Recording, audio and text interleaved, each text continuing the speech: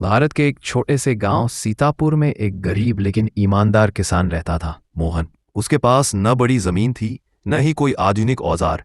बस एक पुराना हल, दो बैल और उसकी मेहनत ही उसकी पूंजी थी। हर सुबह वह सूरज उगने से पहले खेत पर पहुंच जाता और देर रात तक मिट्टी में पसीना बहाता। गांव के बाकी किसान जब बारिश न होने की वजह से खेत छोड़ने लगे, तब भी मोहन ने उम्मीद नहीं छोड़ी। उसने अपने घर के पास छोटे तालाब से पानी खींचकर खेत में डालना शुरू किया। दिन रात काम करते करते उसके हाथों में छाले पड़ गए, मगर उसके चेहरे की मुस्कान नहीं गई। उसकी पत्नी गौरी और छोटा बेटा राजू भी उसके साथ मेहनत में लग गए। गांव के लोग उसे देखकर कहते, मोहन अब भी मेहनत कर रहा है, बारिश तो आएगी नहीं। मोहन मुस्कुराकर जवाब देता, मेहनत करने वाला कभी खाली नहीं लौटता। समय बीता और एक दिन आसमान में बादल छा गए। जोरदार बारिश हुई और मोहन का खेत हरा भरा हो उठा। जहां बाकी खेत सूखे पड़े थे, वहां मोहन की फसल सोने जैसी चमक रही थी। गांव के लोग दौड़कर उसके खेत देखने आए और उसकी मेहनत को सलाम किया। मोहन ने विनम्रता से कहा, अगर इंसान अपने काम से सच्चा रहे तो भगवान भी उसकी मदद जरूर करता है। उसकी फसल से पूरे गांव को अनाज मिला और उस दिन सबने जाना कि असली दौलत जमीन नहीं बल्कि मेहनत और उम्मीद होती है। मोहन की कहानी पूरे गांव में फैल गई और उसका नाम बन गया सीतापुर का सोने का किसान। बरसात के बाद अब सीतापुर गांव की धरती फिर से मुस्कुरा रही थी। किसान मोहन की मेहनत से फसल इतनी अच्छी हुई कि गांव के लोग उसे मिसाल मानने लगे। लेकिन मोहन के मन में अब एक नया सपना था, अपने गांव के हर किसान को खुशहाल बनाना। एक दिन वह पंचायत में बोला, अगर हम सब मिलकर काम करें तो हर खेत में हरियाली लौट आएगी। शुरू में कुछ लोग हंस पड़े, पर उसकी सच्चाई और लगन देखकर सब तैयार हो गए। मोहन ने अपने खेत का एक हिस्सा बांट दिया ताकि बाकी किसान उसके तरीकों को सीख सकें, कैसे तालाब का पानी बचाकर खेत सींचा जाए और गोबर से प्राकृतिक खाद बनाई जाए। उसकी पत्नी गौरी और बेटा राजू भी हर दिन गांव के बच्चों को सिखाने लगे कि कैसे मिट्टी की रक्षा करें और पौधों की देखभाल करें। धीरे धीरे पूरे गांव का रूप बदलने लगा। जो खेत कभी सूखे पड़े थे, अब उनमें नई फसलें लहराने लगीं। एक दिन पास के शहर से अफसर आए। उन्होंने देखा कि गांव में हर खेत हरा है, न कोई रासायनिक खाद, न गंदगी, सिर्फ मेहनत और एकता। उन्होंने मोहन से कहा, तुम्हारा गांव अब उदाहरण बनेगा पूरे जिले के लिए। मोहन मुस्कुराया, आसमान की ओर देखा और बोला, भगवान ने मुझे एक खेत दिया था, मैंने उसे पूरे गांव में बांट दिया। अब हर घर में हरियाली है। गांव वालों ने तालियां बजाईं। सीतापुर अब सिर्फ एक गांव नहीं रहा, वह मेहनत, भरोसे और एकता का प्रतीक बन गया। मोहन की कहानी ने साबित कर दिया कि अगर इरादा सच्चा हो तो एक गरीब किसान भी पूरे गांव की तकदीर बदल सकता है। सीतापुर अब हरियाली से भरा हुआ गांव बन चुका था। किसान मोहन, उसकी पत्नी गौरी और बेटा राजू अब पूरे गांव के लिए मिसाल बन गए थे। लेकिन इस बार गर्मी कुछ ज्यादा ही लंबी चली। तालाब का पानी धीरे धीरे सूखने लगा, खेतों में दरारें दिखने लगीं और किसानों के चेहरों पर चिंता की लकीरें उभर आईं। एक शाम पंचायत के नीचे पुराने बरगद के पेड़ के तले मोहन ने सब किसानों को बुलाया।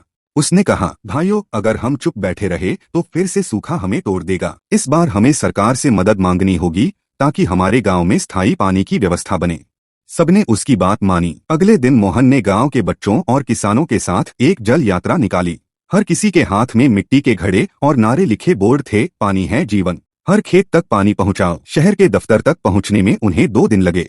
रास्ते में धूल, गर्मी और थकान थी, लेकिन उम्मीद जिंदा थी। वहां मोहन ने अधिकारी से मिलकर गांव की हालत बताई। हम मेहनत करते हैं, लेकिन बिना पानी के हमारी मेहनत सूख जाती है। अधिकारियों ने उसकी सच्चाई और साहस देखकर तुरंत सर्वे का आदेश दिया। कुछ ही हफ्तों में नहर बनने लगी और पानी की लाइनें गांव तक पहुंच गईं। जब पहली बार पानी खेतों में बहा तो बच्चों ने ताली बजाई और मोहन की आंखों में आंसू आ गए। वह बोला, यह जीत सिर्फ मेरी नहीं, पूरे गांव की है। जब सब एक साथ बोलते हैं तो पानी भी सुनता है।